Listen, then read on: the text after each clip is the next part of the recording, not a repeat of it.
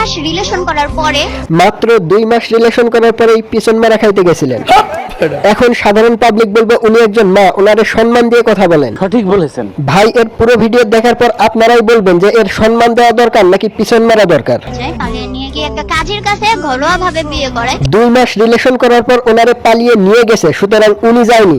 আপনার ভালো চিকিৎসার দরকার। ঠিকই কইছেন ফারুক ভাই, শুনতাছি আমার মেশিনের সমস্যা। তোমার মেশিন এত দুর্বল কিসের জন্য আমি বুঝি নাই। যাই হোক, মেশিনের বিষয়ে পরে কথা বলি, আগে এর বিষয়ে দুই একটা কথা বলি। এই বিয়েটা হয়েছে একটা লটারির মাধ্যমে। এমন এক পরিস্থিতিতে আইয়া পড়লাম ভাই যে গালি না দিলেও থাকতে পারি না, আবার গালি দিতে গেলেও মায়া লাগে। আমরা কোর্টে যাই, যাওয়ার পরে এই কাবিনটা দেখাই, তখন সবাই বলে যে এটা তোর বিয়ে হয়নি, এতটুকু বাচ্চার সাথে সবাই চিট করছে। এইখানে বাচ্চারে হুমকিও দেয়নি, তুলে নিয়ে যায়নি, তাহলে এর সাথে চিট করলো কেমনে? আমি তো কিছুই বুঝতাম পারতেছি না। অল্প বয়সে পাকিলে বাল, দুঃখ থাকে চিরকাল, আসলে কথাটা সত্য। আমি ছোট ছিলাম তখন, আমার 11 বছর ছিল। জি, ওনার বয়স অল্প ছিল, তাই ওনার বিবেকে কাজ করে নাই, আবেগে কাজ করছে।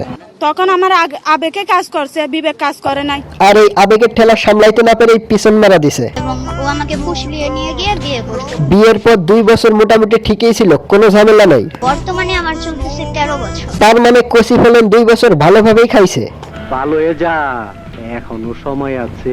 এইখানে কোনো জোর জবরদস্তি এবং জিম্মি কোনোটাই করা হয়নি, যা কিছু হয়েছে নিজের ইচ্ছা মতোই হয়েছে। তবে বিচারটা কিন্তু ভালো করলাম। বিচারটা কিন্তু খারাপ না, ভালো হয়েছে মারুফ ভাই। মাইয়া এখন সেলিব্রিটি হয়ে গেছে, দেখেন সবাই।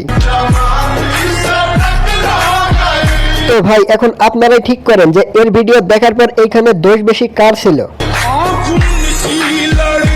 মাত্র 11 বছর বয়সে যেই মেয়ে বাবা মার কথা চিন্তা ভাবনা করে নাই, তার সাথে এমনটাই হওয়া দরকার। কি বলেন সবাই? কথাটা কি মৌসুমী আপার জায়গা মতো লাগলো নাকি? বুঝবার পারলাম না।